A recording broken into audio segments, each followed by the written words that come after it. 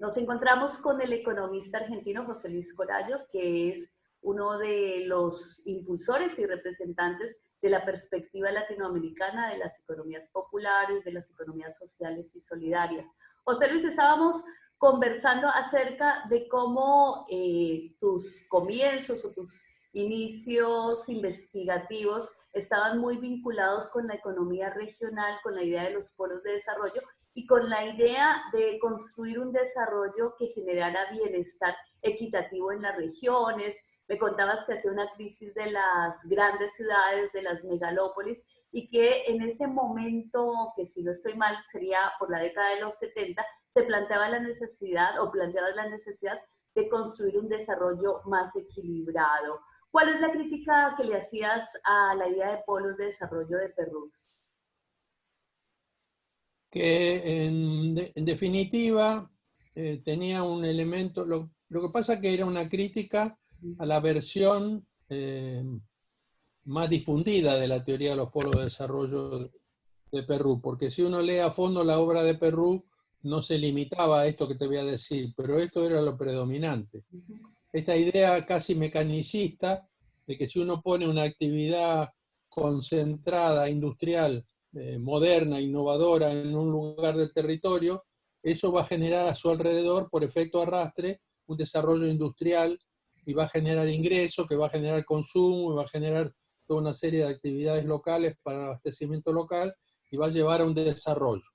Y que esa actividad va a estar articulada por la división social de trabajo con otras actividades, con otros polos, con otros lugares.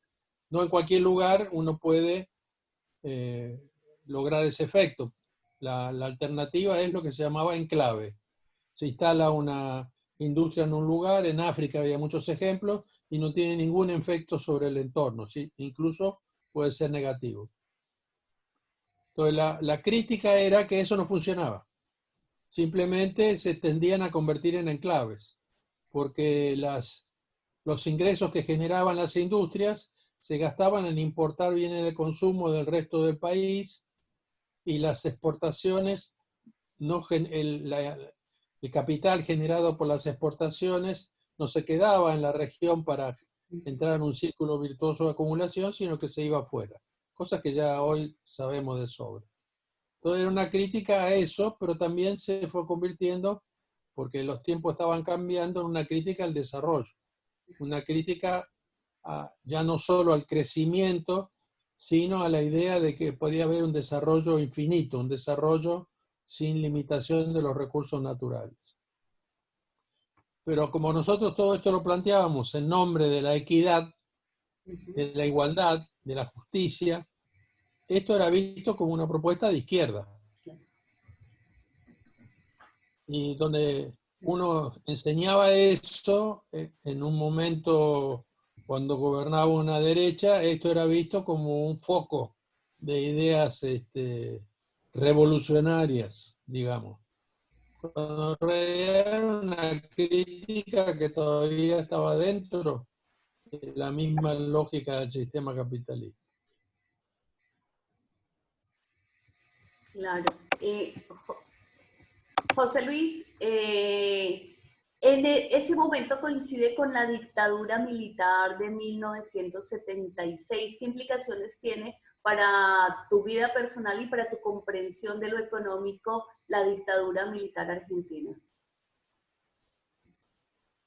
Bueno, tuvo un efecto indirecto sobre mi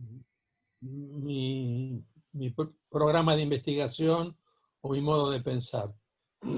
Yo había estado como director del Departamento de Economía de la Universidad de Bahía Blanca y ahí justamente habíamos ido con este esquema de pensamiento del desarrollo, el desarrollo industrial, la necesidad de la planificación, y habíamos creado un programa de una licenciatura en Economía Política que fue la mejor que hubo en esa época y tal vez creo que mejor que otras que hubo después, porque tuvimos la suerte de que fueron una enorme cantidad de profesores de primer nivel que estaban en una lista negra y no podían ir a cualquier universidad.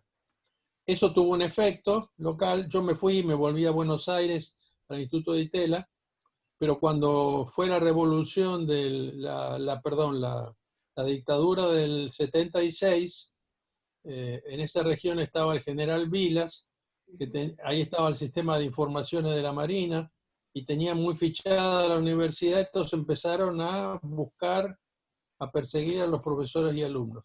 Yo me enteré que me estaban buscando y salí del país a Brasil a esperar a ver qué pasaba.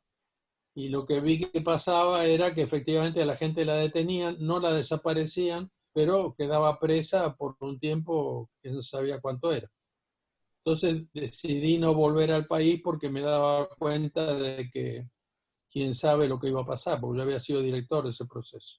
Entonces decidí irme a México.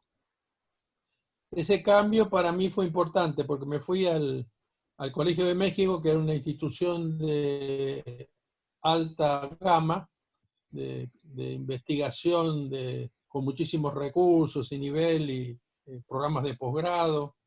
Y ahí seguí desarrollando estas teorías del desarrollo regional, del desarrollo espacial. Escribí artículos en idioma científico que no entendía nadie, como muchas veces se escribe, publicaba, y la verdad que sentí que todo eso no tenía sentido. Me vinculé con el movimiento revolucionario de Centroamérica, en particular con el salvadoreño primero, y finalmente cuando triunfó la revolución sandinista me fui a Nicaragua a asesorar en varios campos y luego finalmente me fui a vivir. ¿En qué año fue eso, más o menos, José Luis, para que vayamos a tener una idea de la trayectoria de La pensamiento? revolución, la revolución sandinista fue en el 79 y el triunfo, y yo me fui en el 80 y estuve como hasta el 86. Ahí cambié totalmente mi modo de ver las cosas, en el sentido de que ya no pasaba por los libros, no pasaba por un idioma científico, un lenguaje científico, sino que pasaba por una buena comunicación, un intercambio con el saber de la gente, de los líderes de la revolución, y pasaba por una observación crítica y por una investigación participante y no por una investigación de escritorio. Y cambió mi temática. Me puse a trabajar en la planificación agraria, trabajando con el sector campesino en parte. Después entré a un instituto que tenía como función analizar la revolución sandinista y la diferencia que tenía con las revoluciones como la cubana, por ejemplo, porque era una revolución orientada por teología de la liberación, por el nacionalismo sandinista y por el socialismo también, pero la teología de la liberación tenía un peso importante. Y ahí entré también en contacto con la economía de los sectores que en ese momento se llamaban informales, urbanos, que habían participado de la revolución, y que sin embargo la dirección revolucionaria no reconocía porque tenía un modelo donde ese sector tenía que convertirse o en un trabajador de cooperativas o en un agente económico ordenado, no esa cosa magmática del sector informal. Entonces en un mercado no se podía vender al mismo tiempo bananas, papaya, choclos. Uno vendía choclos, otro bananas, otra papaya. Entonces no entendían la lógica de reproducción y de defensa de la vida de los sectores populares. Ahí hice una encuesta sobre 80 hogares en Managua que me confirmaron las ideas que tenía y empecé a trabajar con la idea de una economía popular.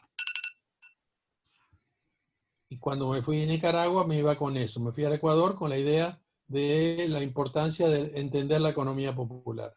Y ahí te quisiera hacer una pregunta, José Luis, porque efectivamente, aunque tú estabas en un contexto revolucionario, era un mundo marcado por una visión bipolar entre el capitalismo y el socialismo, ¿no? Entonces, te quiero preguntar, en tu mirada de la economía popular, ¿cómo empiezas a discutir esa concepción de una economía organizada, planificada, y qué implicaciones tiene eso en las críticas que tú empiezas a desarrollar al programa económico de la Revolución Nicaragüense? Bueno, efectivamente estábamos en la Guerra Fría, estaba Reagan en Estados Unidos, que era el que organizaba a los contras, que entraban de Honduras a hacer la guerra contra la revolución, y había este paradigma del socialismo soviético planificado totalmente en función de resolver las necesidades básicas de todos, que el paradigma en América Latina era Cuba.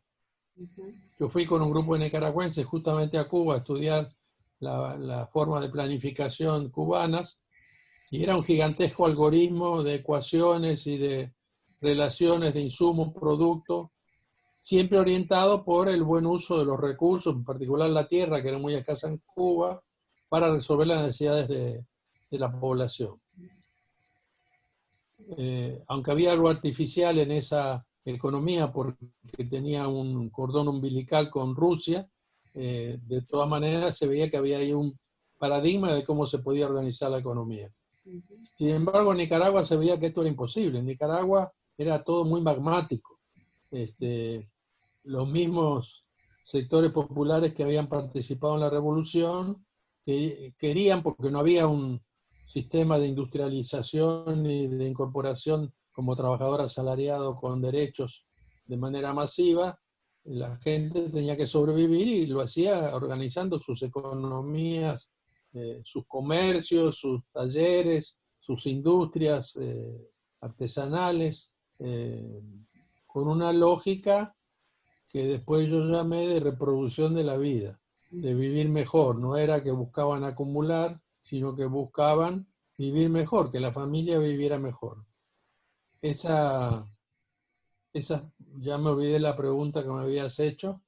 No, sobre la manera como tu experiencia con la práctica del pueblo, de los procesos, de esas economías que encontrabas en las calles, en las plazas de mercado, y que eran criticadas o vistas como deficientes por la revolución, que tenía en su cabeza un esquema más asociado a la experiencia de los socialismos, que implicaba una planificación central, procesos de industrialización, y que esos elementos de crítica fortalecen, digamos, una posibilidad de pensar una economía popular de raigambre latinoamericana. Y bueno, ¿qué implicaciones tienen esas críticas que tú haces a esa manera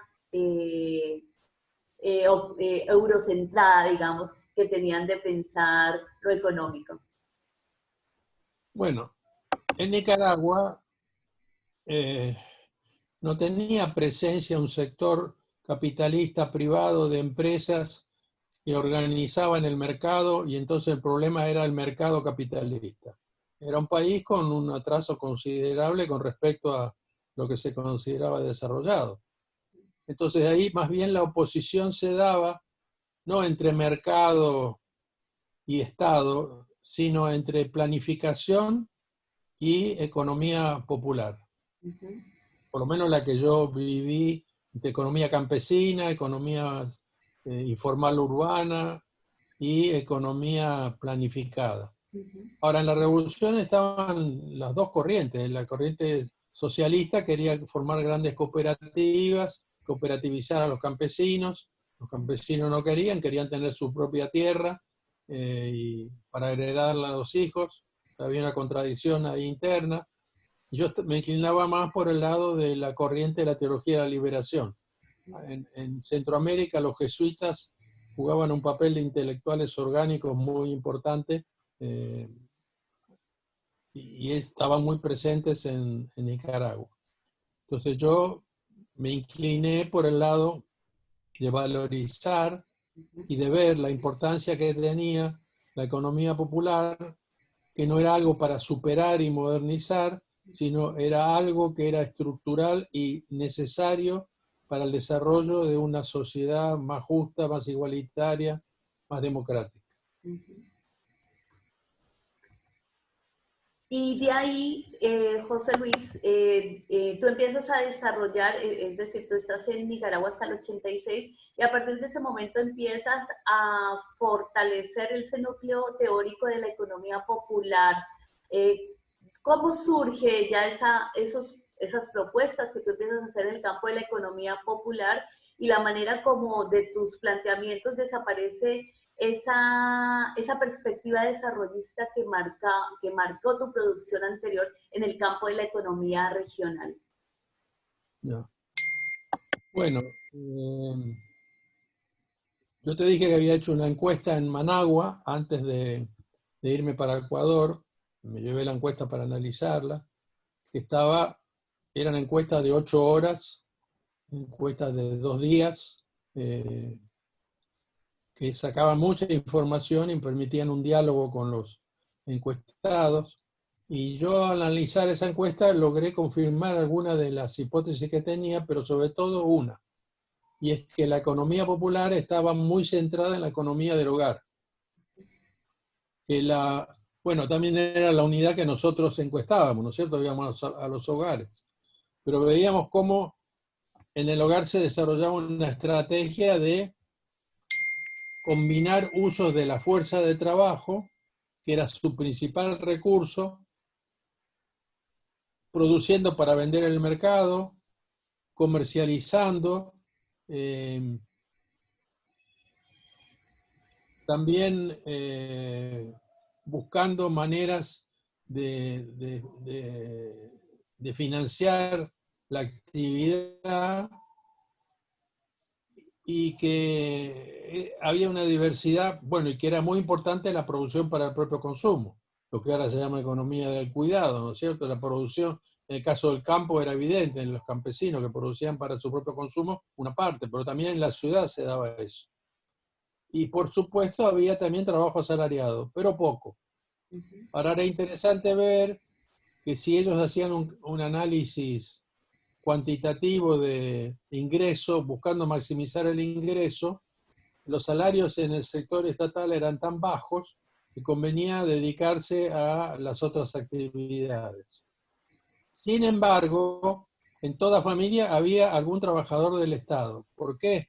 Porque en Nicaragua había un racionamiento de los productos de primera necesidad por la guerra, y en particular tenían acceso a eso los trabajadores asalariados del Estado. Entonces la gente, aunque perdía ingreso, ganaba por tener acceso a la tarjeta de racionamiento. Pero tenían una lógica que no se podía meter en el modelo de maximización de las ganancias o cosas por el estilo. Y también eran muy innovadores, eran creativos, ¿no?, para salir de esta situación. Todo eso hizo que yo viera que ahí había algo que no era un resabio del pasado que iba a desaparecer, sino que más bien tenía un futuro, que había potencia, que había recursos, que había fuerza de trabajo poco desarrollada y que eso se podía desarrollar. Y ahí fue que empecé a pensar que la economía popular era una alternativa de organización de la economía que tenía que durar y que tenía que potenciarse. ¿En qué momento haces ese planteamiento más estructurado? Porque en tu planteamiento no solamente planteas la relación de la economía popular, sino planteas también un sistema de economía mixta, o sea, que tenías un modelo, por decirlo de alguna manera, en el que entendías o simplificabas los actores principales del funcionamiento de la economía, y ahí la economía popular tenía un papel fundamental. ¿Cómo estructuras ese primer modelo de economía mixta o cómo estructuras esa comprensión de la economía popular?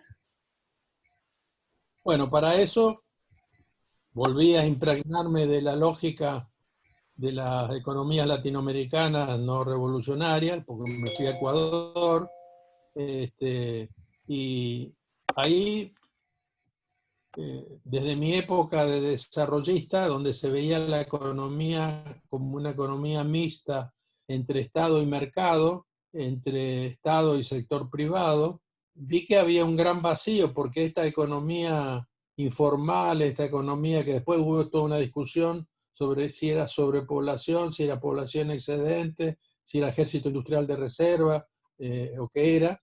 Este sector era muy importante, tenía mucho peso poblacional y no iba a desaparecer. Entonces, al plantear un sistema de economía mixta de 3 sectores, se le daba relevancia a un sector que se llamaba de economía popular, ya no una unidad doméstica, una familia, una comunidad, sino un sector amplio de la economía. Esto dio lugar pero además esto estaba orientado por la hipótesis que había tres lógicas fundamentales en la economía. Una era la lógica del capital, que es la de acumular maximizando ganancia y tomando decisiones en función de la ganancia, definiendo eficiencia en función de la ganancia, sin tener en cuenta las consecuencias sociales o ecológicas que tenía su trabajo. Después estaba la lógica pública, que se supone que tenía que velar por el bien común y por eso limitar el campo de acción y ponerle límites, normas al capital en nombre del bien común, redistribuir un poco la riqueza. Y después estaba la economía popular, cuyo sentido no era ni el bien común de todos, ni la maximización de la riqueza, sino la reproducción de la vida inmediata de los miembros de las unidades domésticas, comunidades, etc.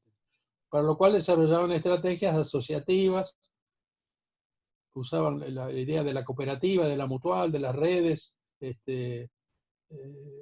como maneras de organizarse, y además había sectores ya muy organizados que venían desde el principio del siglo, como los sectores cooperativistas o mutualistas, que formaban parte de la economía popular. Ahí, José Luis, me interesa que nos puedas contar cómo llega la economía social y solidaria a tu perspectiva, porque, digamos, haces uso de una perspectiva de la economía social y solidaria que para una persona que no esté metida en este campo se puede pensar como un pensamiento que surge de las luchas de la clase trabajadora en Europa, pero que no conecta necesariamente con la experiencia histórica de América Latina, que tiene otros procesos de lucha, obviamente en países como Argentina, Uruguay, las luchas obreras fueron fundamentales, pero la presencia de la economía popular ha sido fundamental y mayoritaria en buena parte de los países, y la lógica del trabajador obrero, del trabajador asalariado, estaba fuera de las posibilidades y de las experiencias históricas de buena parte de los trabajadores de la región. ¿Por qué tomas la perspectiva de la economía social y solidaria y la interrelacionas con la perspectiva de la economía popular? Bueno, muy interesante la pregunta, porque tal vez me ubico a fines del siglo XIX, comienzos del XX, pero sobre todo en el siglo XIX, donde el capitalismo ha sido conocido como capitalismo salvaje, donde los despojados de la tierra, que pasan a las ciudades como menesterosos, pobres, que tenían que ser asistidos, ocupan un lugar muy importante, donde empieza a formarse una clase trabajadora que trabaja con patrón, las empresas, ¿no? Y donde una de las estrategias que se dan los trabajadores, se dan dos estrategias a los trabajadores. Una es la de la lucha sindical, que llevó tiempo, llevó décadas, hasta que se dejó de matar a los sindicalistas, porque fue una cosa muy violenta.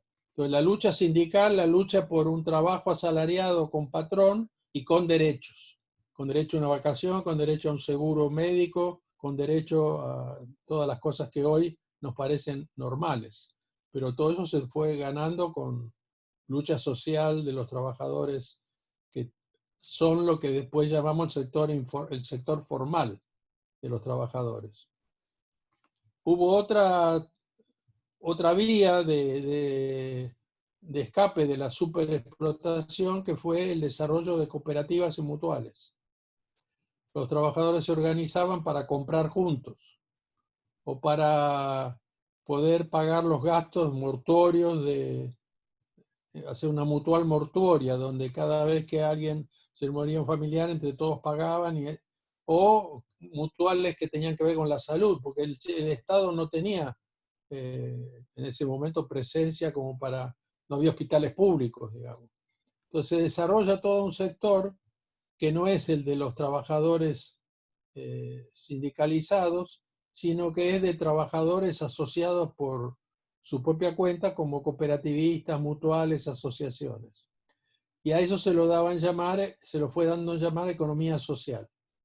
Entonces tenemos desde ese comienzo de siglo un desarrollo de una corriente de trabajo formal con derechos, una corriente de cooperativismo, economía social, como se la llamaba, y un resto que no se podía integrar, no se había integrado ni al trabajo asalariado ni al sistema de cooperativas y mutuales. Con el desarrollo que tuvimos de las economías, ese primer sector en algunos países, sobre todo con la industrialización, se fue reduciendo. El sector de los pobres, digamos, excluidos, los que no tenían entrada al trabajo formal. En el caso de la Argentina se redujo bastante, pero en casos como Ecuador, Bolivia, Guatemala, siguió siendo un sector poblacional muy importante. Entonces, si lo vemos desde hoy, tenemos, ese sector se ha inflado, se ha extendido, y hoy en la Argentina podemos decir que tenemos 40% de la población en esas condiciones, de excluidos, de pobres, sin recursos para organizar sus propias actividades, un sector cada vez más reducido y presionado por el cambio tecnológico de trabajo asalariado con derechos que cada vez son más, desde los años 70, desde la época de las dictaduras, se persiguió, el objetivo del capital era reducir los derechos de los trabajadores, un objetivo fundamental. Y por otro lado tenemos el cooperativismo, que perdió fuerza, por ejemplo, en el caso de la Argentina, cuando vino el peronismo, que desarrolló hospitales privados, hospitales públicos, escuelas públicas, programas de vivienda, que hizo que el cooperativismo pareciera ya no necesario porque el Estado asumía las necesidades fundamentales de la población. Entonces, así es como vamos llegando a este momento donde hay un gran sector que nosotros llamamos de economía popular, entendido como la economía de los trabajadores y las trabajadoras, que están organizados, la unidad elemental son las familias, que tienen como principal recurso la fuerza de trabajo, un fondo de trabajo que lo usan asalariándolo o produciendo bienes para vender o produciendo para el propio consumo o trabajando comunitariamente, y que lo que buscan es, y que se asocian con otras, haciendo redes, haciendo cooperativas parciales para reproducir mejor su vida. Pero esta economía popular no es necesariamente una economía de pobres, porque si yo tomo la unidad doméstica como base, veo que una de sus estrategias es el trabajo asalariado, como te decía en el caso de Nicaragua. Entonces, el trabajo asalariado no está allá en un sector formal afuera, sino que está aquí, en la familia, sale de acá. Aquí es donde se reproduce la fuerza de trabajo. Entonces, la economía popular, vista así, cumple una función muy importante para el sistema capitalista, que es reproducir la fuerza de trabajo a un costo menor, baja los costos de reproducción de la fuerza de trabajo. El trabajo doméstico cumple esa función, entre otras. Pero al mismo tiempo es el modo de reproducir la vida en mejores condiciones. Ahora, lo que agregamos a esto es que la experiencia muestra que cuando las economías particulares, populares, se asocian, trabajan juntas, comercializan juntas, construyen hábitat juntas, crean redes de servicios juntas, cooperativas, mutuales. Por ejemplo, en el caso de la Argentina, muchos pueblos no hubieran tenido electricidad si no se hubieran creado cooperativas mutuales de electricidad, que distribuían la electricidad y se hacían cargo de ese costo. Entonces resuelve necesidades, ese sector que habíamos dicho que se llamaba economía social, porque sea social. Entonces, porque son solidarios. La tendencia que impulsa el capitalismo y particularmente el neoliberalismo es que cada uno se las arregle como pueda. Es cada uno en contra de los demás. Los mejores tendrán éxito y saldrán de la pobreza y tendrán buenos ingresos y tendrán sus lujos, y los que fracasen quedarán en la indigencia y tendrán que ser asistidos. Lo que planteamos con la idea de economía popular solidaria es que hay que desarrollar el lado solidario, las formas solidarias de organización de la economía. No estamos diciendo que la economía popular es solidaria. Tiene un sector solidario, como pueden ser las cooperativas que te decía antes, pero además la solidaridad no es solo entre dos empresas o entre dos cooperativas o entre dos comunidades, es estructural. Por eso que con una economía solidaria incluye el papel del Estado en la redistribución de la riqueza, por ejemplo, en la producción de bienes públicos gratuitos como la educación o la salud. Estas son formas solidarias que se da a la sociedad para mejorar la reproducción de su población. No te oigo, Natalia, no se oye. Eh, Me había muteado.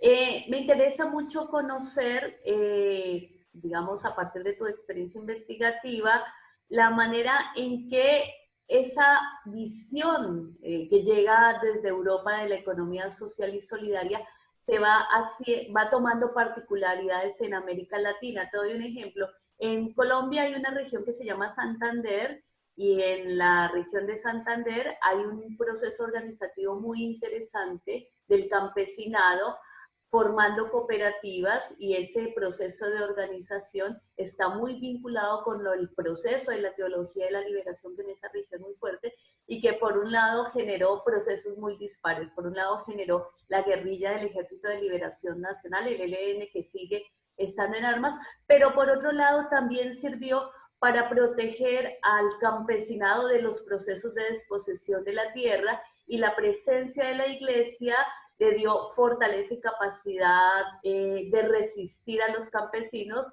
a las prácticas de desalojo de tierras que son muy típicas en Colombia por parte de los terratenientes, y también para tener una mayor capacidad de protección ante el persistente ataque del ejército y de los actores armados en contra de la vida de los referentes sociales, ¿no? Eso es lo que ocurre en Colombia, y por eso en Colombia la figura de las cooperativas campesinas en un momento fue muy importante. Estoy hablando aquí década de los 60, de los 70. Me interesa explorar, cuando tú hablas de la economía social y solidaria latinoamericana, ¿qué particularidades te parece que tiene esta perspectiva teórica en la región? Bueno, en primer lugar, el concepto de economía popular en Europa no era usado. En el contacto con la América Latina empezaron a incorporarlo, pero no, en las sociedades llamadas desarrolladas del centro, la economía popular no tenía, más bien era economía pública, economía empresarial y economía social, entendida como el sector de cooperativas. Economía popular no tenía lugar ahí en esa visión. Lo que yo planteo es economía pública, economía empresarial capitalista y economía popular, dentro de la cual hay cooperativas, hay asociaciones, etc. Ahora, es interesante que cuando uno lo ve así, la transformación económica, la construcción de otra economía que no tenga las inequidades, las injusticias, las exclusiones que tiene la economía capitalista, viene de abajo. No es como aquel modelo, digamos, de la revolución sandinista, de que desde el Estado se iba a transformar la sociedad en una sociedad mejor, o como lo que había pasado en Cuba, que de hecho pasaba, la sociedad mejoró sin ninguna duda, pero no era una propuesta como esta, que es una propuesta de largo plazo de creación de otra economía partiendo desde la base. Esa experiencia que vos contás, podemos pensarla también para Brasil, donde cuando fue la dictadura brasileña, la población se refugió en los territorios, en las comunidades eclesiales de base, que estaban organizadas por los curas de la teología de la liberación, y aguantó la dictadura desde ahí. Esa cultura de organizarse desde la base estaba en el trasfondo de lo que después fue el Partido de los Trabajadores, el PT, que fue muy democrático en su inicio, justamente porque empezaba desde abajo, no desde arriba la organización de una fuerza política. Entonces, la economía popular no se puede inventar desde el Estado. Surge desde el campo popular, surge desde los trabajadores, surge como respuesta a la insuficiencia dinámica de la economía para incorporar a todos como trabajadores asalariados con derechos. Surge sobre la base de la imposibilidad de un sistema de asistencia social que cubra a millones y millones de trabajadores sin trabajo, sin ingreso. Un sistema asistencialista de esa magnitud tampoco puede funcionar. Entonces no son absorbidos por el sistema formal asalarial, no pueden ser asistidos por el Estado, entonces va surgiendo desde la base otra economía, otra forma de hacer economía, que si son solidarias, si son cooperativas, si son no competitivas en la medida que se apoyen mutuamente, que sean complementarias, que se vayan articulando en conjuntos orgánicos, se va creando otra economía, y esa es la hipótesis que tenemos cuando hablamos de economía popular solidaria. José Luis, te hago una pregunta ya que traes el tema de Brasil. Sé que con Paul Singer tú tenías una comunicación muy fluida. ¿Qué diferencias había entre la perspectiva que tenía Paul Singer para Brasil de la economía social y solidaria y la perspectiva que tú representas? Bueno, conversamos varias veces con Paul de esto. Él en realidad era un socialista formado en la tradición socialista de Rosa Luxemburgo en particular, y él pensaba que la economía socialista era una economía de cooperativas, una economía de organizaciones de trabajadores autónomos con capacidades para dirigir la producción, para organizar la economía, y desde ese punto de vista él trabajaba desde el Estado en impulsar la economía solidaria con esa perspectiva histórica, aunque no había condiciones en Brasil para realmente hacer eso. Pero esa era su perspectiva, que la economía solidaria, él no la llamaba social y solidaria, era en realidad otro modo de producción. No era ni el modo socialista de producción soviético, ni era el modo de producción capitalista. Tal vez podía tener como referente la Yugoslavia de las cooperativas, que finalmente fracasó, pero que tuvo una persistencia importante en el tiempo dentro del bloque soviético. Entonces él tenía esa visión, y en la práctica, en las políticas, lo que impulsaban eran microemprendimientos o emprendimientos cooperativos de trabajadores excluidos, de gente que se asociaba, se cooperativizaba y que producía, y se creaban redes para comercializar y redes de financiamiento desde la base, como un trabajo hormiga, ¿no? Esa era la visión, pero no esta visión de economía popular que yo te dije, ni integrar la economía pública dentro de la economía solidaria. Estaba por otro lado el Ministerio de Educación, estaba el Ministerio de Salud, pero eran otros ministerios. En esta visión habría que integrar una política compleja para atender al conjunto de necesidades de la economía popular.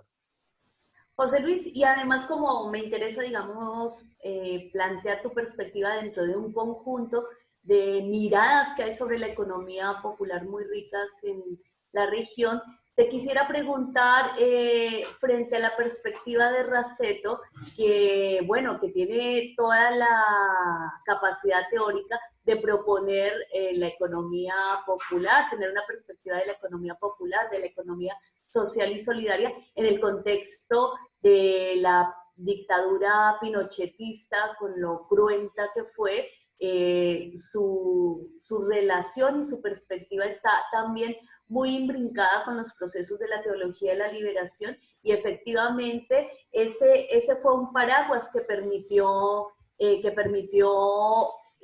garantizar que muchos grupos se protegieran allí y generar un resguardo a los grupos populares de la persecución estatal de Pinochet.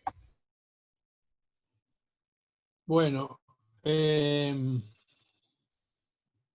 efectivamente, Raceto fue incluso el primer intelectual que desarrolló, introdujo el concepto de economía popular. Y lo hizo efectivamente como respuesta a situaciones de exclusión, de violencia, como la que tú dices. Hizo una... Ahora, tenía algunas características esa propuesta inicial. Por ejemplo, ¿quién impulsaba los emprendimientos económicos populares? ¿Cuál era el objetivo? Crear emprendimientos económicos populares autogestionados por los trabajadores para producir y vender en el mercado y tener un ingreso. Ese era el objetivo, que los trabajadores pudieran autoorganizarse. Para eso necesitaban solidaridad. Ahora, ¿de dónde iba a salir esa solidaridad? Yo hice una lectura, tal vez un poquito sesgada, pero creo que no, que era esa solidaridad va a salir de la conversión moral de la gente de ser egoísta, de ser competitiva, a ser solidaria. Y ahí aparecía el papel de la religión. Los promotores de la economía popular eran ONGs en ese mundo de Chile y de otros países andinos, ONGs que conseguían dinero de fundaciones y con eso apoyaban el desarrollo de estos emprendimientos.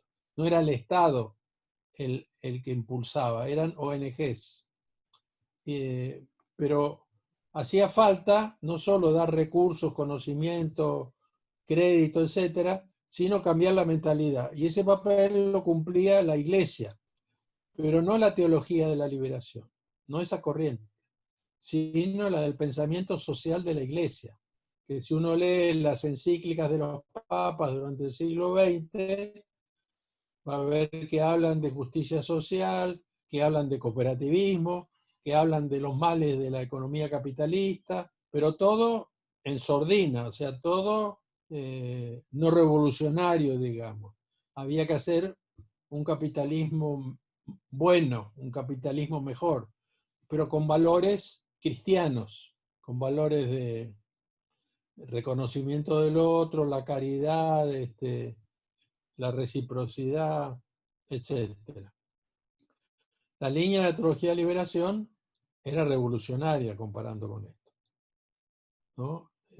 Como Quinquelán era marcado, la teología de la liberación creció y se volvió una corriente de pensamiento revolucionario cuando, en lugar de seguir manteniendo esa contraposición entre ciencia y religión, incorporó al pensamiento científico, entonces incorporó al pensamiento sociológico crítico, a la economía política, al marxismo y a otras corrientes en su pensamiento, y entonces hizo propuestas prácticas que implicaban transformar, no mejorar el sistema, sino transformarlo.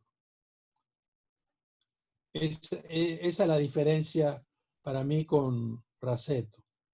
Tal vez es un poco duro ponerlo así. Raceto, yo una vez lo invité a hacer un trabajo sobre el pensamiento social de la Iglesia, y dijo, bueno, eso no es lo que yo conozco, me recomendó a otra persona para que lo hiciera. pero yo pienso que estaba muy imbuido del pensamiento social de la Iglesia, ¿no? Está. José Luis, Es más, ha sido asesor del papá. José Luis, pero tu perspectiva ¿Sí? ha sido muy, primero, muy, en tus libros no aparece un pensamiento cristiano, digamos. Sí has citado a Franz Hinkelhammer, pero muchísimo más por su perspectiva de la economía para la vida y su crítica contundente al sistema capitalista. En tu perspectiva, ¿cómo resuelves, no? Porque lo que vemos es que algunos autores se apoyan en los valores cristianos, ya sea de la transformación hacia un capitalismo bueno o una crítica contra ese sistema de ese modo de producción de la explotación y construyendo a partir de los valores del cristianismo, un ethos de solidaridad, y en tu pensamiento no existe esa mirada de los valores que aportaría una perspectiva religiosa. ¿Cómo resuelves en tus planteamientos esa perspectiva ética, moral, cuando no está la religión como un punto presente en tus formulaciones? Bueno, ahí el pensamiento de Frank Hinkelhammer es decisivo para mí, porque él es de la corriente de la teología de la liberación, es un científico social, un economista, y plantea que la economía tiene que tener una relación con la ética, donde el valor fundamental es la reproducción de la vida. Él habla de economía para la vida.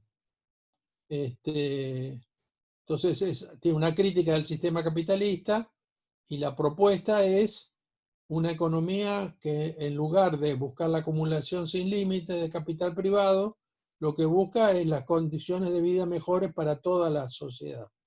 Pues ni siquiera es solidaridad a nivel micro entre una persona y otra, sino que toda la economía sea solidaria.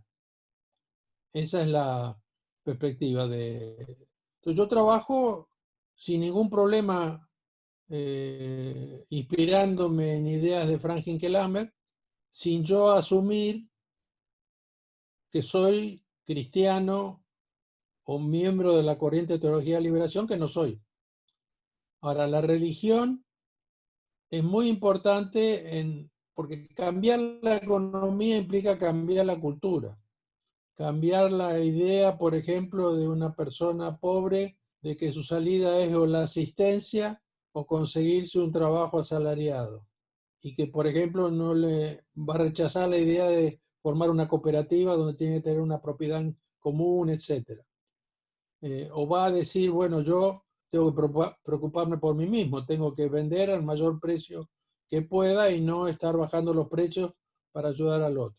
Entonces hay un elemento de egoísmo, de individualismo, que el capitalismo introyecta en las mentalidades, pero que no, obviamente no es como la ideología neoliberal quiere hacernos creer una condición natural del hombre, sino que es construido, impuesto por el peso del mercado autorregulado.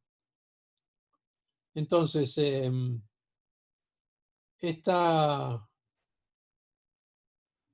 recordame que me preguntaste. No te oigo. Estábamos mirando una de las cosas que me parece muy interesante de tu Ah, ya, planteamiento ya me acuerdo. es que, no, la retomo, de todas maneras, es que tú no haces uso o no necesitas de tener una perspectiva, por decirlo algo, espiritual o valores religiosos para darle sustentabilidad a tu visión de la economía popular y de la economía social y solidaria, ¿no? Mi impresión es que la dimensión de lo político ocupa ese lugar. Claro. O es una visión sociológico, antropológica, política de los modos de convivencia humana, ¿no? La idea de una sociedad donde todos compiten con todos es un modelo de sociedad, responde a una ética individualista de la libertad irrestricta y de que cada uno trate de ser exitoso a costa de los demás, o se plantea esta otra ética de la vida, de la reproducción de la vida, no solo de las personas individuales, sino de las sociedades y de la naturaleza. Esto implica estar en contra del capitalismo, porque justamente el capitalismo lo que está haciendo es destruyendo la naturaleza y fragmentando las sociedades. Yo te decía que para cambiar una economía tiene que cambiar la gente, tiene que cambiar las relaciones sociales, tienen que cambiar las mentalidades. Y la religión en la cultura popular, y si decimos que la economía popular es un lugar desde el cual se puede contribuir al cambio de la economía, la cultura popular pasa a ser un factor importante. Y en la cultura popular latinoamericana, la religión ha jugado un papel muy importante y lo juega. En un momento fue un gran predominio del catolicismo. Apareció la teología de la liberación, que cambió muchas cosas, que no vamos a ver ahora, pero ahora, por ejemplo, aparece otra corriente religiosa que es el neopentecostalismo, que es protestante, que fíjate el efecto que ha tenido en Brasil. Ellos son los que la sacaron a Rousseff del gobierno, son los que apoyan a Bolsonaro, han avanzado en toda América Latina, tienen un porcentaje ahora por lo menos 25 o 30% de la población neopentecostal y tienen una teología de la prosperidad que está basada en la idea de que cada uno tiene que luchar en el mercado por conseguir las mejores condiciones y que si tiene éxito es porque tiene a Dios de su lado. Entonces no es que tenga que asumir los valores directamente, sino que tiene que luchar en la economía, sabiendo que si tiene éxito, si gana, si es un buen empresario, si se enriquece, es porque está haciendo lo que Dios quiere. Yo lo estoy poniendo muy esquemático, pero ves que la religión, hoy hay para mí, una confrontación muy fuerte entre esa corriente y la del papado. Porque hoy el catolicismo no es el catolicismo de mitad del siglo pasado. El Papa Francisco está planteando unas propuestas muy revolucionarias, diría yo, en sus planteos.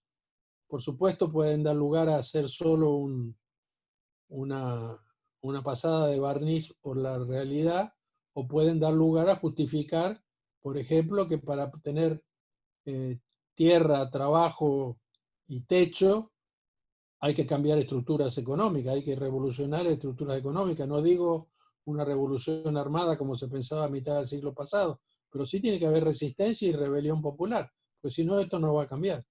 Y desde ese punto de vista, ese pensamiento religioso que hoy viene de Roma juega un papel muy importante en poder pensar otras formas económicas. Y la economía popular solidaria puede ser muy coherente con eso.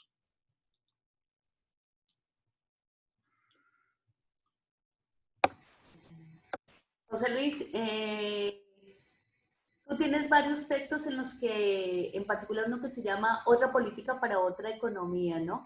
Y ahí en ese texto planteas la necesidad de una economía que recupere, no, más bien una política que recupere el dominio de la economía. ¿Cuál es esa visión de la política que es fundamental para construir esa otra economía que estás planteando? Bueno, en primer lugar, a nivel más abstracto, es romper con el esquema de que hay esferas separadas de la sociedad. Una esfera económica, una esfera política, una esfera social, una esfera cultural, que interactúan entre sí externamente. Esta es la propuesta neoliberal, porque el neoliberalismo que dice, la esfera económica tiene leyes propias, la ley de la competencia, la ley del mercado. Si interferimos desde la política o desde las organizaciones sociales con esa lógica del mercado, la economía es una mala economía, no funciona, funciona mal. Hay que dejar libre al mercado. Y la política tiene que en general tiene una tendencia a intervenir en el mercado, porque en la medida que tiene que hacerse cargo de los problemas sociales, en buena medida están causados por el funcionamiento del mercado, la política tiene que ser reducida a la mínima expresión.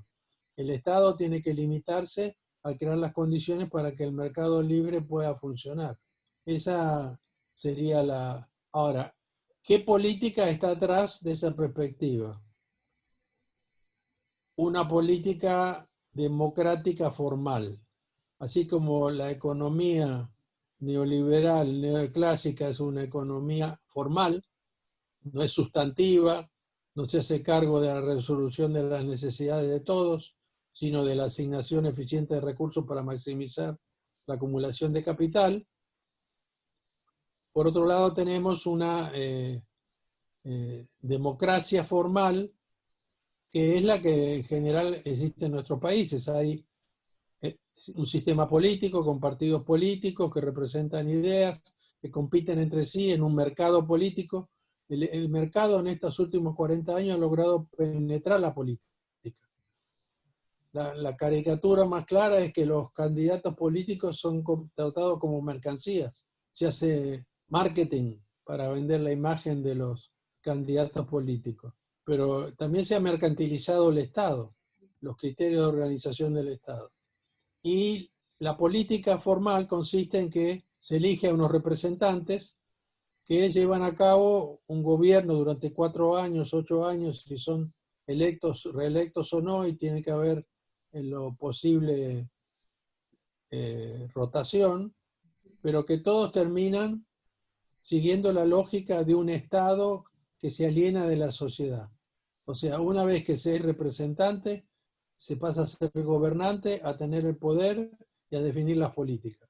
Una economía popular que se desarrolle, que vaya desarrollando la solidaridad en la sociedad, que vaya luchando por otra educación gratuita, pero de otra calidad, no solo que sea gratuita, una salud de otro tipo, una construcción de hábitats distintos, un reconocimiento del trabajo doméstico de cuidado.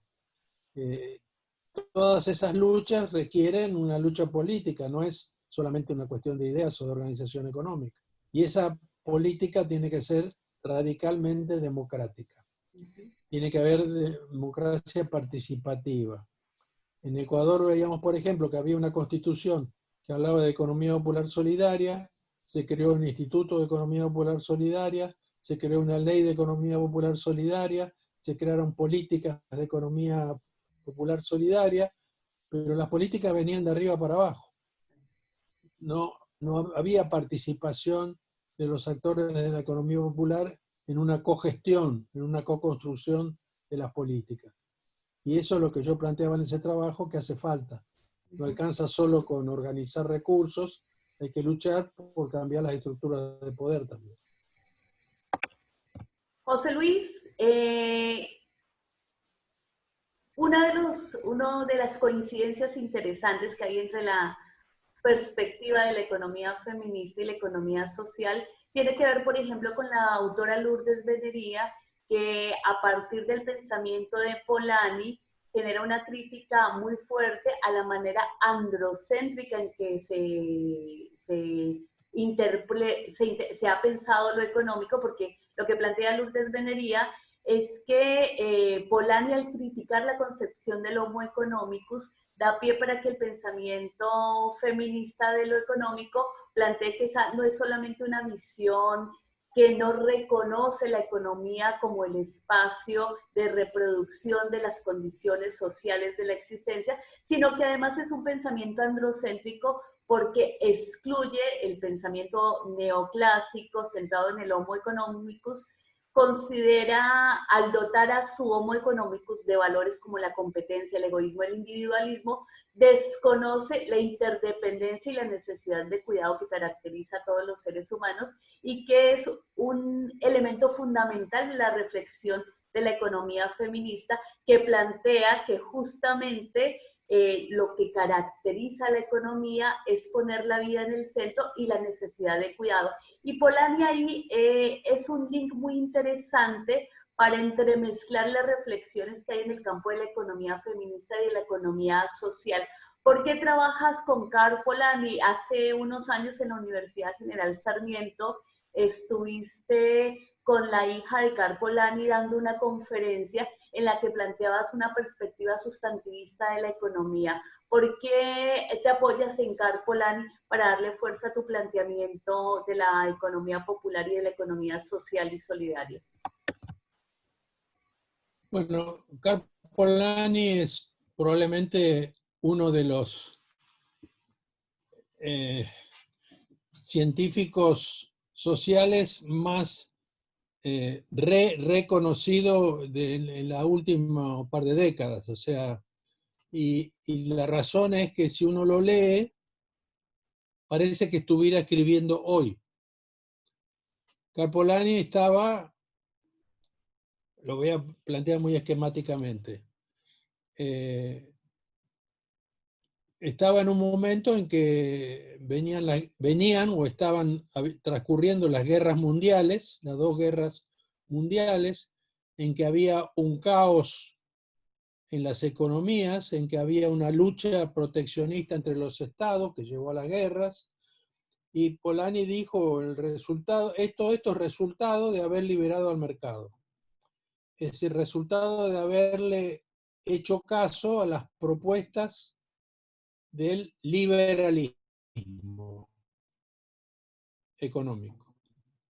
Entonces desarrolla toda su teoría, pero en particular él trata de mostrar con estudios antropológicos, históricos, etcétera, que el supuesto de la teoría liberal de mercado, de que el mercado es la única manera de organizar la sociedad, la única manera correcta, y que es un proceso natural por el cual finalmente todas las economías van a ser economías de mercado, plantea esto no es así, hay sociedades que nunca tuvieron mercado, hay sociedades donde el mercado no se desarrolló de la manera que dice el liberalismo.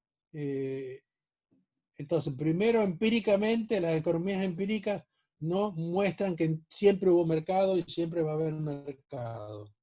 En segundo lugar, estamos presenciando las consecuencias destructoras que tiene el mercado libre, que era algo que ya había planteado Marx, sobre la naturaleza, sobre la sociedad, porque se ha mercantilizado la naturaleza, se la ha convertido en tierra divisible que se puede comprar y vender, y el propietario privado hace lo que quiera con la tierra, con el bosque, con lo que sea, y el trabajo se ha convertido en una mercancía, fuerza de trabajo que se compra y se vende por un salario, pero donde hay un mercado de trabajo que si hay un exceso de oferta de trabajadores, el salario tiene que bajar, ¿no? Para equilibrar.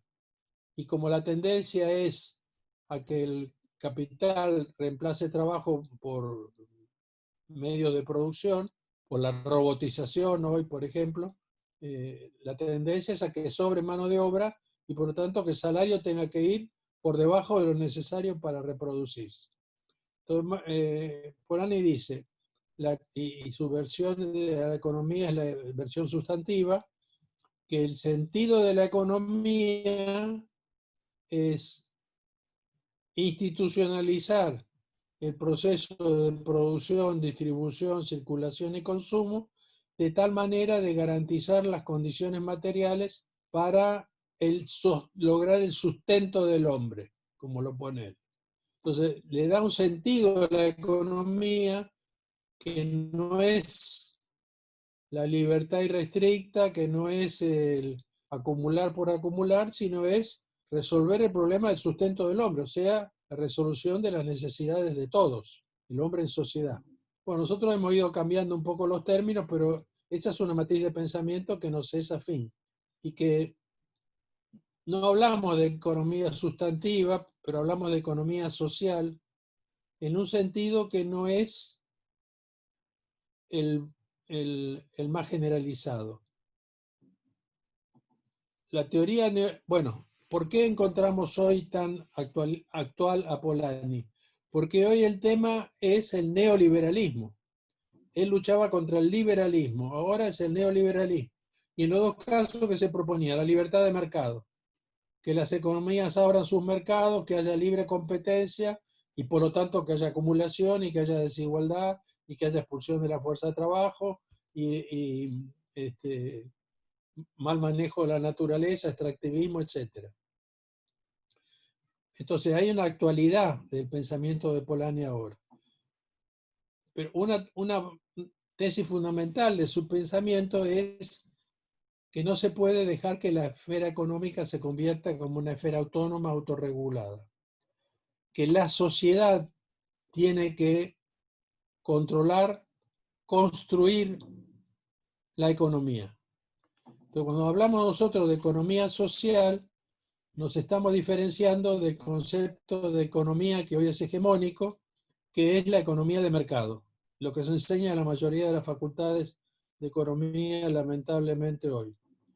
Cuando decimos economía social, estamos hablando de una economía integrada en la sociedad, por la sociedad, a través de la política.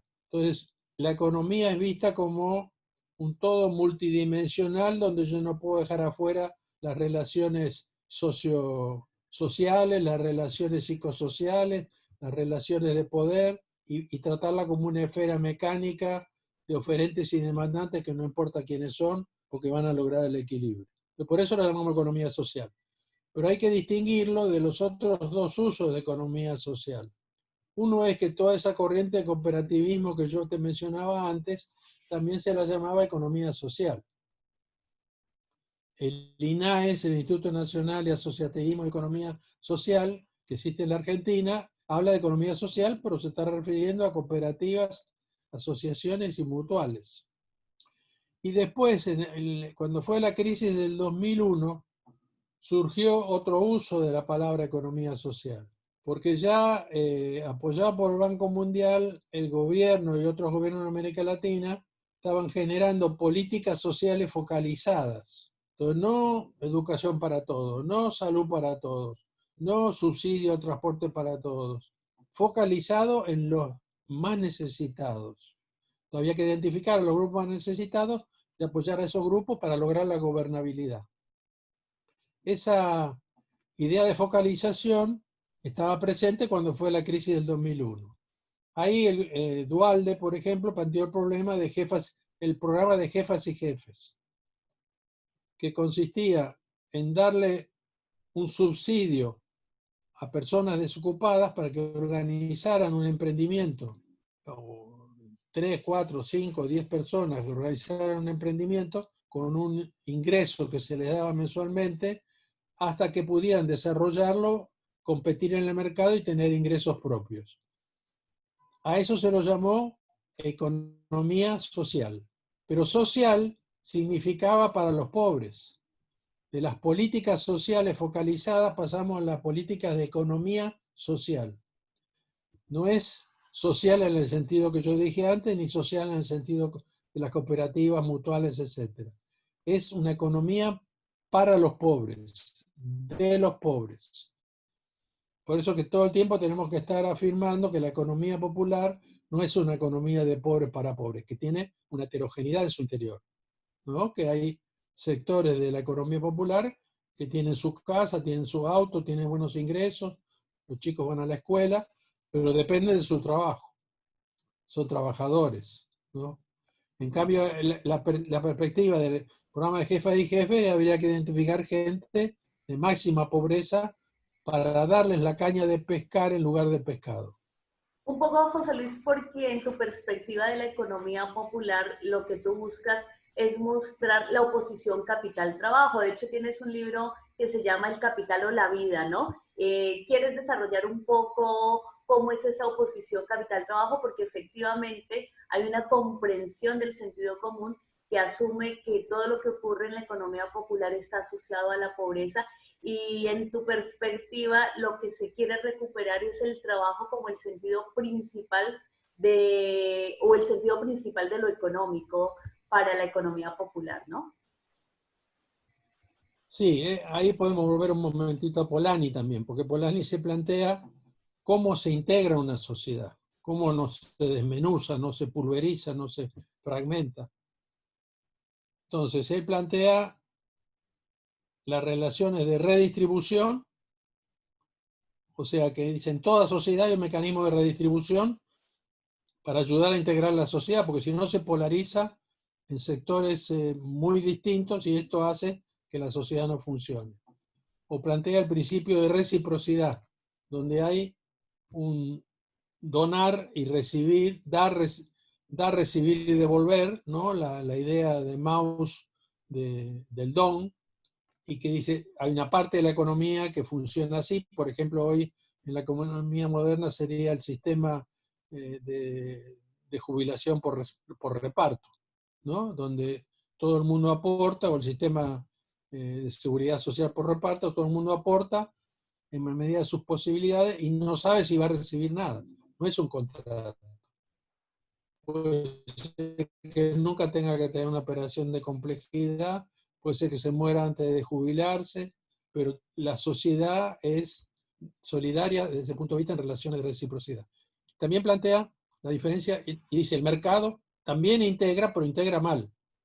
Entonces hay otras formas como son las del comercio justo, que son también de intercambio, pero que integran de otra manera. Y también menciona el principio de autarquía, que es el que está vinculado al trabajo para el propio consumo, el no estar dependiendo del mercado para poder vivir.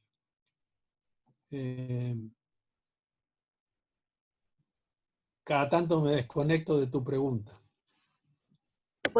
Porque estamos haciendo una mirada histórica muy larga, pero un poco la pregunta que te estaba haciendo era por la manera en que la economía popular, digamos, en el sentido común, se plantea como una economía de los pobres, ¿no?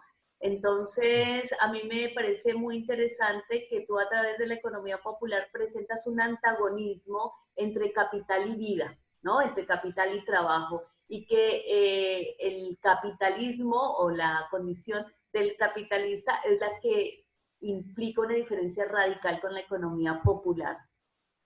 Claro. Bueno, en la teoría del capital de Marx, qué sé yo, hay una contraposición del trabajo vivo y el trabajo muerto, ¿no? Entre un medio de producción y el trabajador desplegando sus capacidades o energía explotado por el capital. El trabajo vivo, la vida, y por otro, una máquina de acumular, ¿no? Entonces, no es el sujeto del capitalismo, no es los capitalistas, sino el capital, que explota a los trabajadores. Y para eso se ha institucionalizado que los trabajadores solo interesan como fuerza de trabajo, no como personas. Entonces ahí son las contradicciones que plantea Marx entre capital y trabajo, entre capital y trabajadores, ¿no es cierto? Esa contraposición no implica para nada que la defensa de los derechos de los trabajadores o las posibilidades de los trabajadores tengan que ser acabar con la riqueza, acabar con los capitalistas, pero quedarse en un mundo de austeridad, en un mundo de apenas sobrevivir, sino que la economía, la búsqueda de la reproducción de la vida, por eso decimos reproducción y desarrollo de la vida, o reproducción ampliada de la vida, implica alcanzar siempre mejores niveles de vida que no van a ser tomados como bienestar en el sentido de tener más cosas, consumismo, sino de tener bases materiales para una vida, una convivencia mejor, superior. El buen vivir que nos viene del mundo andino, de alguna manera expresa esa perspectiva, esa utopía de otra manera de convivir.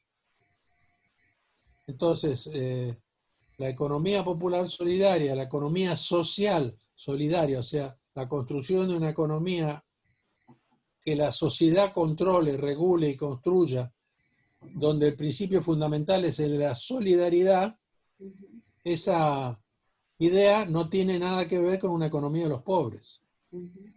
Porque una economía social solidaria es de todos en el límite, la utopía.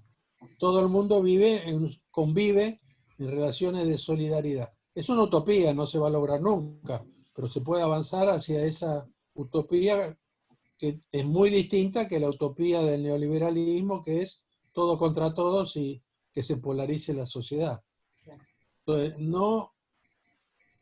de ninguna manera estamos hablando de economía social como una economía de pobres para pobres, siguiendo esa idea de economía social que yo te decía del plan de jefas y jefes, el plan de Argentina Trabaja. Ahora está pasando algo importante en la Argentina, que es la organización de la UTEP, de la CETEP, de trabajadores excluidos, semi-excluidos, pobres, que empezó con los piqueteros en su momento, que se organizan, no frente a la fábrica como un sindicato, porque no tienen trabajo asalariado, sino que se organiza como una fuerza social que reclama una inserción laboral con un ingreso digno, con derechos, y se organiza para eso, y se organiza incluso como si fuera un sindicato. Bueno, hay muchas cosas que se pueden discutir acá, o se pueden plantear alternativas, pero es un fenómeno social importantísimo que no está en el resto de América Latina. Esto ha pasado acá y está pasando. En las políticas de hoy del Ministerio de Desarrollo Social tienen mucho que ver con eso, con crear un salario social complementario, por ejemplo, como se ha planteado, ¿no? Todo eso tiene que ver con una economía popular solidaria, como lo vemos nosotros. Algunos compañeros que están en esos proyectos tan importantes dicen, no, la palabra solidario idealiza la economía popular, pero no en el sentido que nosotros estamos hablando, de que es un deber ser de la economía para poder realmente resolver el problema de la reproducción de la vida. José Luis, hay algo muy interesante, bueno, estamos viviendo un momento muy crítico porque esta pandemia del COVID-19 está generando una radicalización de la desigualdad social que ya es el principal problema de América Latina, ¿no? Veíamos en las cifras que en Argentina, por ejemplo, la distancia del decil más rico es 25 veces del decil más pobre, o sea, se ha ampliado la diferencia y se ha concentrado el ingreso, es decir, el indicador de Gini está siendo cada vez más desigual. En ese sentido, me interesa preguntarte si, como ocurrió en el 2001 en Argentina, ante esa crisis propiciada por la exacerbación del mercado en la organización de la economía, si así como en el 2001, los movimientos de empresas recuperadas, el movimiento piquetero y todos esos procesos de reorganización de lo económico con otras lógicas que no son las lógicas de la acumulación, sino que justamente fueron las lógicas de la reproducción de la vida, permitieron que la economía y la sociedad pudiera salir a flote.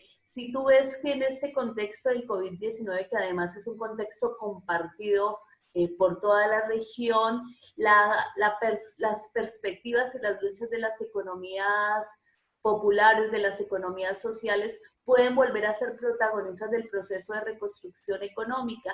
Y eso me interesa hilarlo con la mirada feminista de la economía, porque lo que planteaba Lourdes Benería leyendo a Polanyi es que cuando Polanyi habla del doble movimiento, ella decía, bueno, el feminismo puede ser un movimiento que empuje ese ese proceso de reinstitucionalización y de volver el mercado a encauzarlo y a enraizarlo a la sociedad. Yo me pregunto si en este contexto podríamos pensar en una interacción entre las economías populares, sociales, solidarias, las economías comunitarias y, por supuesto, la potencia del movimiento feminista como una fuerza capaz de reconstruir una economía que pueda discutir la colonialidad, la concentración del ingreso, el capitalismo destructor de la naturaleza del neoliberalismo. Ese doble movimiento, ¿cómo lo ves en este contexto? Esa pregunta hacen falta 10 volúmenes para contestarla. Es un poco ambiciosa. A ver, hablaste de los piqueteros, hablaste de las empresas recuperadas.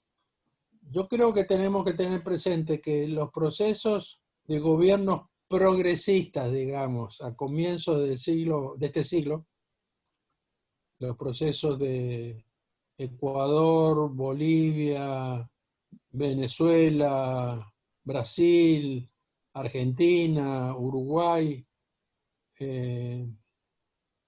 donde incluso en el caso de Ecuador se hablaba de economía popular solidaria en la Constitución, lo mismo en Bolivia, se hablaba de economía de la vida, que la naturaleza no es una mercancía, había toda una serie de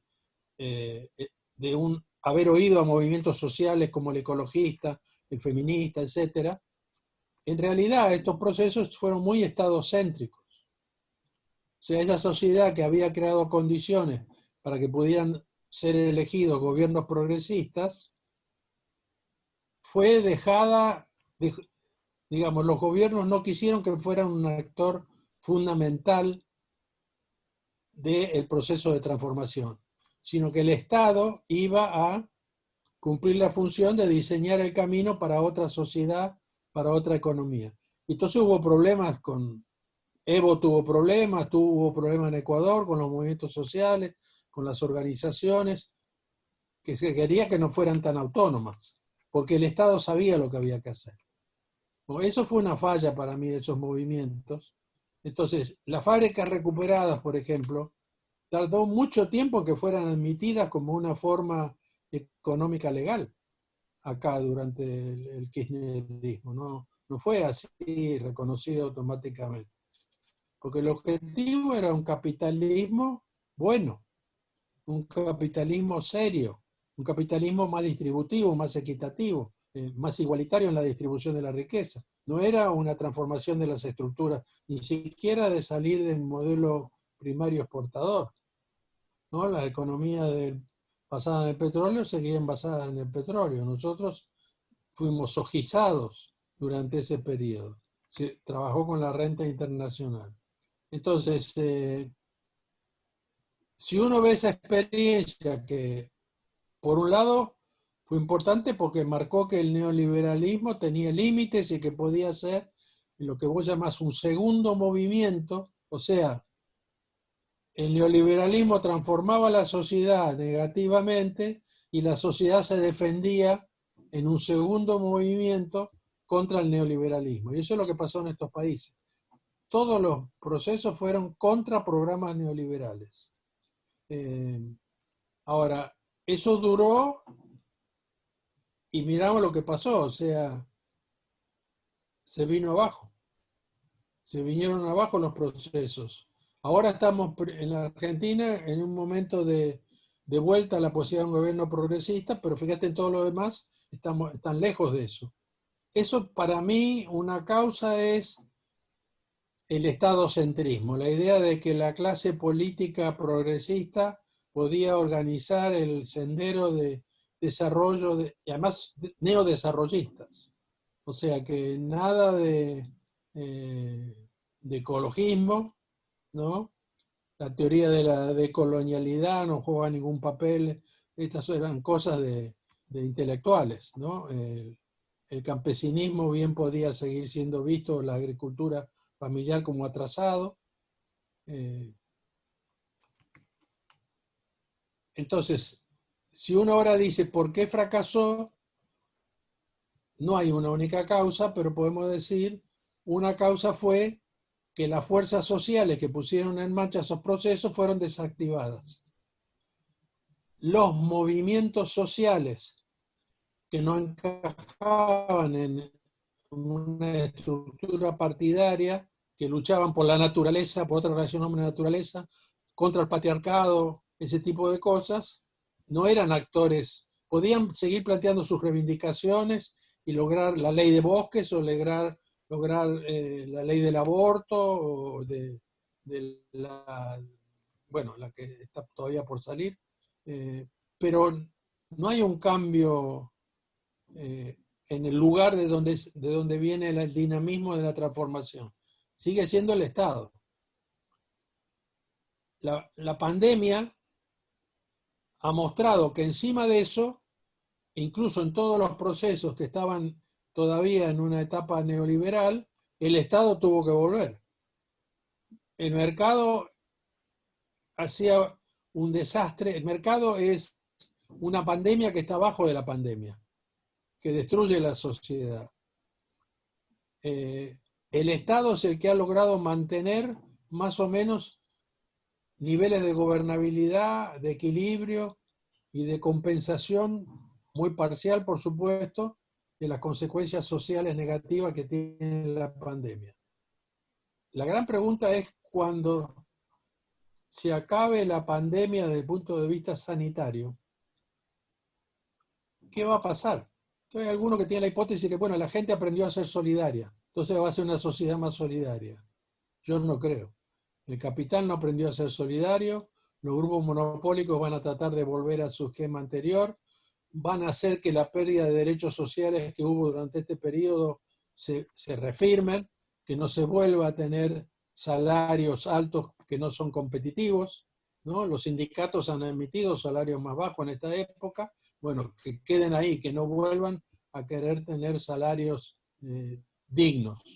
Y lo mismo van a decir que el Estado se retire, que el Estado asista en lo necesario, pero que se libere al mercado. Entonces la sociedad va a tener que defenderse otra vez, otro segundo movimiento, ¿no? Va a tener que, y parte de la lucha para mí va a estar por el sentido del Estado.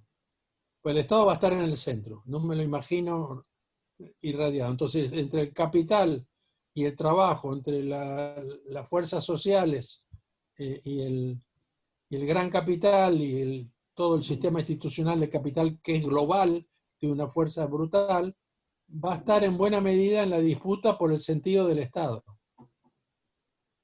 Es contingente, no se puede decir cómo va a resultar esto. Nadie tiene la esfera de cristal para poder anticipar lo que va a pasar.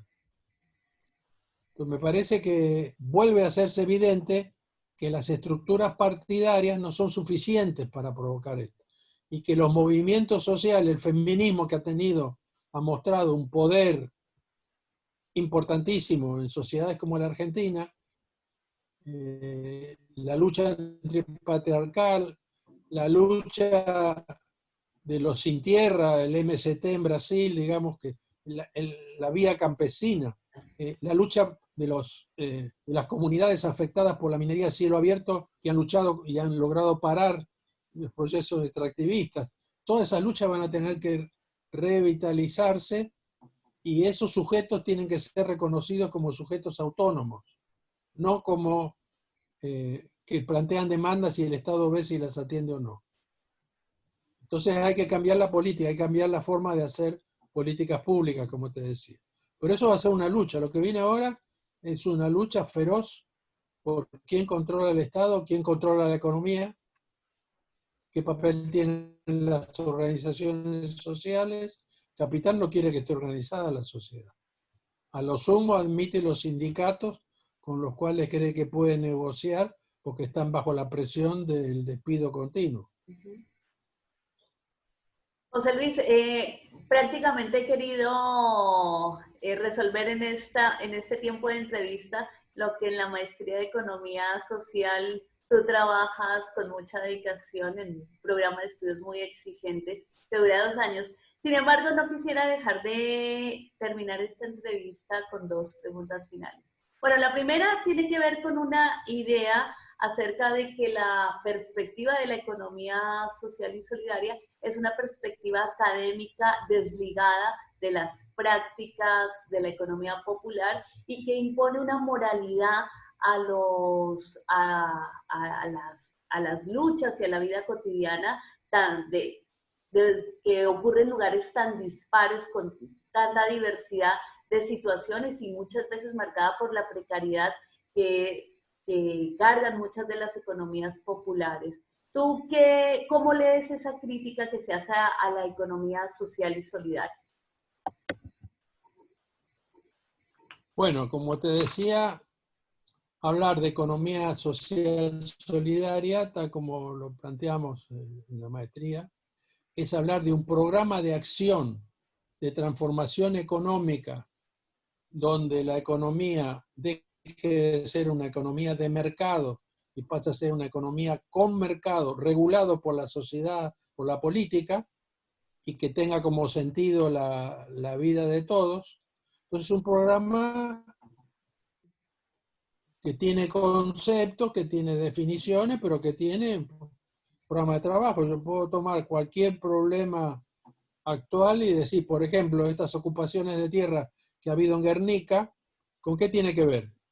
No se están moviendo de acuerdo al mercado, no están comprando la tierra, la están ocupando, están tergiversando las leyes del mercado, pero son totalmente racionales desde el punto de vista de la vida. La gente tiene que vivir en algún lugar y el mercado no les permite tener una vivienda digna. Entonces es una contradicción desde el punto de vista de la economía social solidaria. Hay que atender a la demanda de vivienda digna de la gente. Si va a ser consolidando esa ocupación o resolviéndola de otra manera, con apoyo estatal, social, organización, a lo mejor no en esa tierra, en otra, es algo que tiene que decidirse. Entonces, Economía Social Solidaria es un programa de lucha, programa de transformación, que afirma que esa nueva relación entre sociedad y economía requiere de la solidaridad creciente para poder darse. Avanzar hacia esa otra economía implica incrementar las relaciones de solidaridad, no la de competencia. Las relaciones, no las relaciones de mercado. Las relaciones de mercado son las menos solidarias posibles. El mercado solidario no es un oxímoron, no puede haber un mercado solidario. Si es un mercado, es todos contra todos. Comercio justo es otra cosa, ¿no?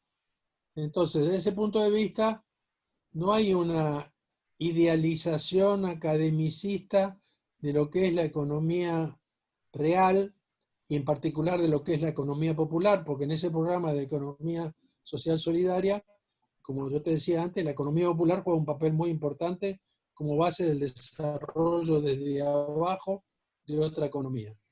Entonces no estamos diciendo que esa economía es solidaria, justamente en este momento, además, después de 4 décadas de neoliberalismo, se ha introyectado en el sentido común de la gente que cada uno tiene que ver cómo se las arregla. En el sentido común está eso, predomina eso. El emprendedorismo es una respuesta a eso. Cada cual ve cómo organiza su negocio y avanza en la competencia con los demás.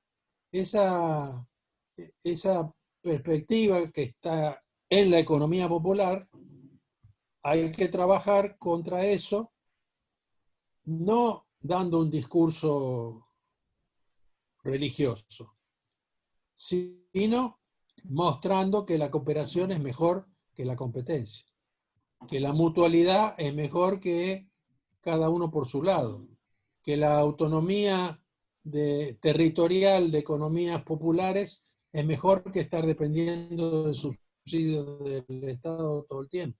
Eso hay que demostrarlo en la práctica. Por eso es que en la maestría tratamos de que en las tesis se estudien procesos concretos para ver cuáles son las dificultades, cuáles son las posibilidades de eso. Hoy has preguntado eso, o sea que no es una propuesta moralina de moralizar la sociedad. Es una propuesta que parte de la realidad de cómo es la relación entre economía, sociedad y política y que plantea que hay que cambiar las formas de organización de la economía a nivel micro, a nivel mesoeconómico y a nivel sistémico. El Estado tiene que ser parte de esto, pero que la fuerza fundamental tiene que venir desde abajo, desde la sociedad, desde los movimientos sociales. José Luis, Creo que eso claro, o alguna otra cosa más.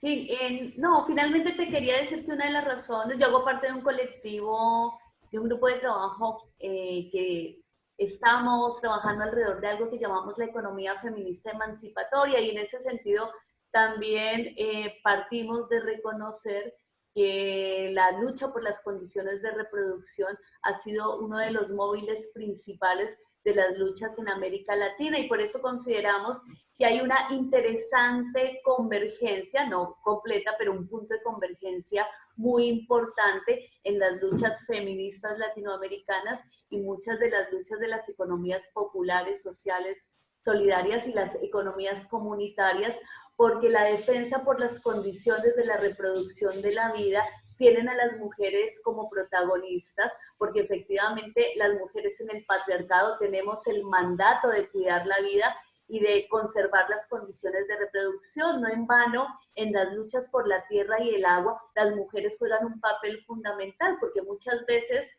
lo que le permite a las mujeres sostener la posibilidad de vida de sus comunidades o de sus unidades domésticas es el control sobre la tierra y la naturaleza y el agua, ¿no? Porque están excluidas de los ingresos monetarios y también por una perspectiva política y una cosa muy original que ocurre en América Latina con el feminismo, y es pensar la extensión del cuerpo-territorio, ¿no? Entonces, en este sentido, José Luis, me parece muy interesante que en este momento que hay tanta tensión por la pregunta de cómo se va a volver a la economía, podamos pensar en reconstruir una economía donde efectivamente el cuidado, así como se ha planteado que en estos procesos pandémicos y en estos procesos de cuarentena, el cuidado de la vida juega un papel central, y pareciera que en este momento es imposible separar analíticamente la producción de la reproducción, porque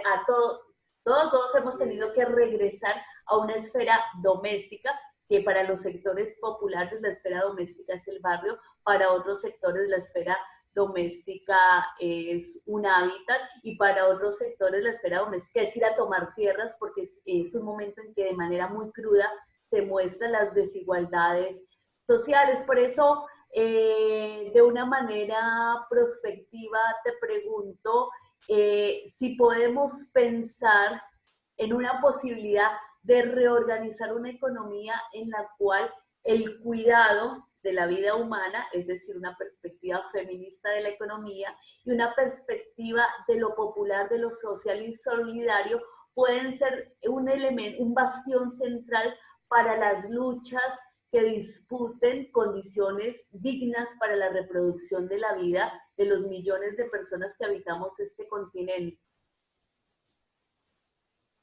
Mira, yo considero, no teóricamente, sino prácticamente, vivencialmente, que el movimiento de mujeres, en la Argentina en particular, pero en América Latina, es un elemento fundamental de la transformación social y económica. Es un sujeto necesario, porque la lucha contra el patriarcado incluso es más abarcadora que la lucha contra el capitalismo, que necesariamente tiene que plantearse demandas específicas, como por ejemplo la ley de la legalización del aborto. Creo que lo dije bien, ¿no es cierto? Es así, legalización del aborto. Es un reclamo de la mujer, de su cuerpo, de la soberanía sobre su cuerpo. Parece un reclamo corporativo, pero al mismo tiempo está llevando a discutir qué es la vida. Y al mismo tiempo está llevando a discutir la desigualdad social entre las mujeres de la burguesía y las mujeres de los sectores populares. Lleva sin duda a discutir la estructura de la familia y las estrategias de reproducción de la familia. O sea que a partir de ahí, si se quedara en eso y en reclamar, por ejemplo, que igual trabajo, igual salario, o que el cupo de mujeres en el Senado tiene que ser 50 y 50 con los hombres, son todas cosas que sirven para avanzar. Pero si se quedara en eso, en unas demandas corporativas, no sería revolucionaria. Tiene que vincularse con agua y el suelo, con el tema ecológico, con el tema de la irracionalidad de las ciudades, con el tema de lo que significa abrir al comercio exterior la economía nacional. No queremos decir que las mujeres tengan que hacerse cargo ellas solas, pero que se tienen que articular con otros movimientos.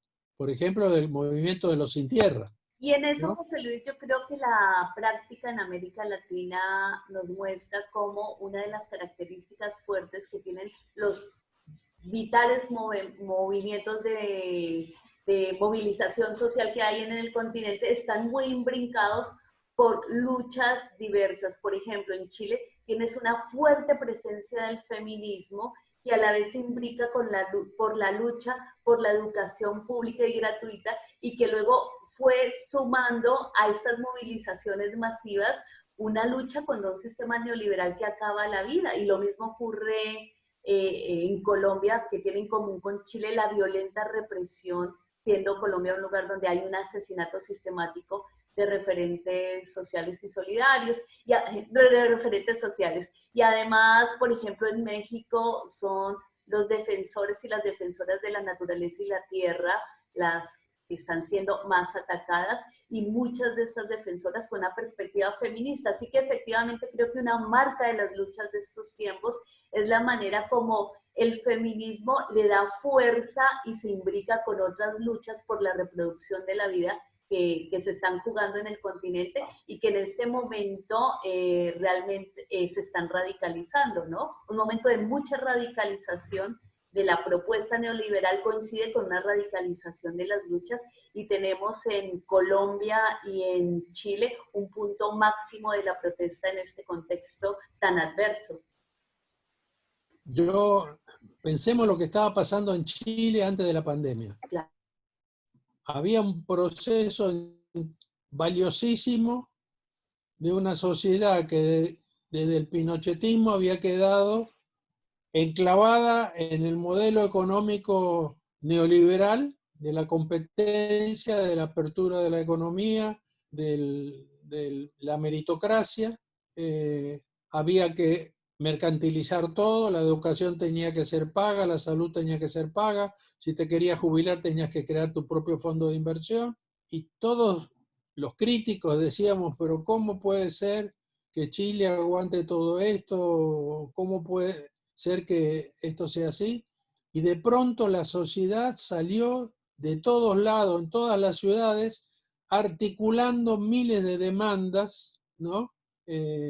Y estaba en cuestionamiento todo, incluso la composición del poder legislativo y la demanda de una constitución y un cambio en la manera en que se iba a formar la constituyente. O sea, un poco un proceso parecido a los que hubo en Bolivia o en Ecuador, pero con una fuerza extraordinaria porque surgía de abajo en todos los lugares y con una alegría y con una solidaridad de demandas muy distintas extraordinarias. Yo espero que cuando pase la pandemia Chile vuelva a retomar esa agenda, ese momento tan extraordinario de lucha, pero ahí, tal como tú dices, hay que articular las demandas, no puede cada uno con su demanda. Además, si uno va con una demanda, suponte la demanda de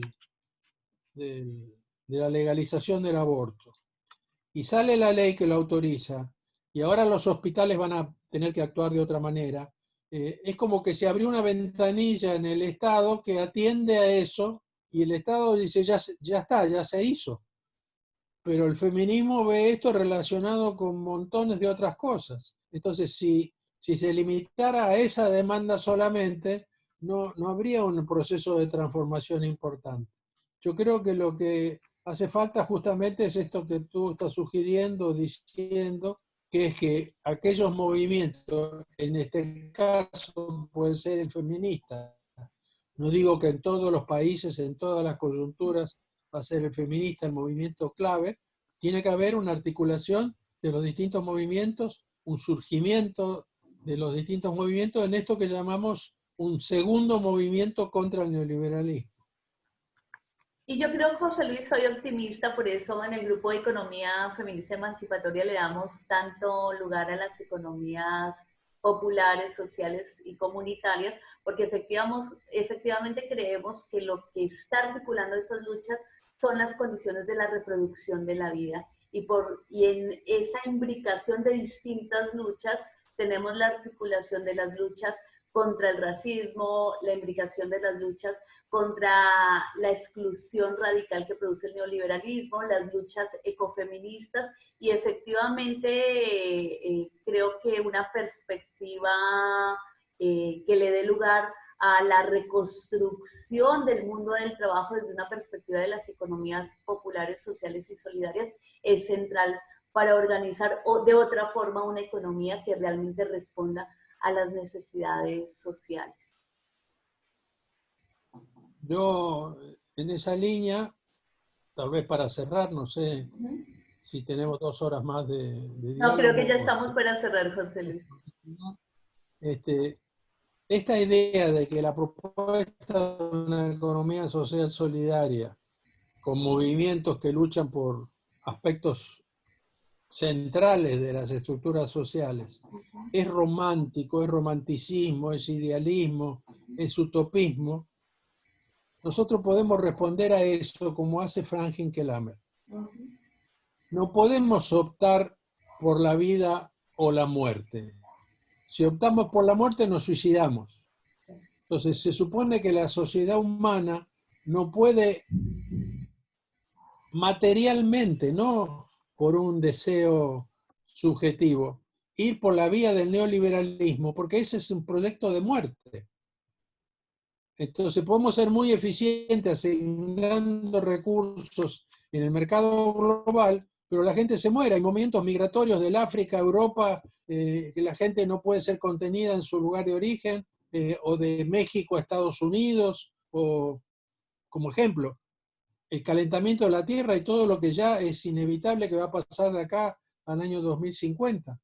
Entonces, es un proyecto de muerte el neoliberalismo. Entonces, no es un problema de que nosotros tenemos unas ideas románticas, es que o hacemos esto o morimos. Entonces, o luchamos juntos, ¿no?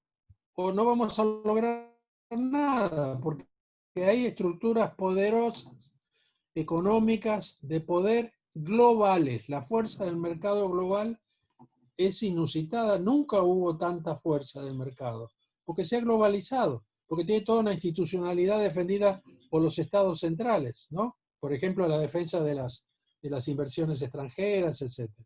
Entonces, me parece que, y ahí hay momentos en que hay un movimiento que lleva a la delantera y que los demás tienen que acompañarlo, ¿no? Y ir articulándose. Por eso yo me alegro mucho de que vos representes a un feminismo que se articula con las otras luchas. Porque eso es la política. En general ha estado articulado con las otras luchas, José Luis, porque la apuesta del feminismo es por la... Bueno, digamos que sí, no discutamos sobre eso. Bueno, José Luis, te agradezco muchísimo esta entrevista. Un gusto conversar contigo porque la verdad que es un privilegio poder conversar con una persona que ha sido tan influyente en la construcción de una perspectiva latinoamericana de la economía. Te agradezco mucho y bueno, ojalá podamos seguir coincidiendo y conversando sobre estas perspectivas teóricas de transformación social. Muchísimas gracias, José Luis. Gracias a vos y gracias a tu público, al público que vamos a tener. Y gracias por los piropos, creo que está un poco exagerado, pero por lo menos he trabajado consistentemente en esta línea. Gracias, José Luis. Hasta la próxima. Hasta la próxima.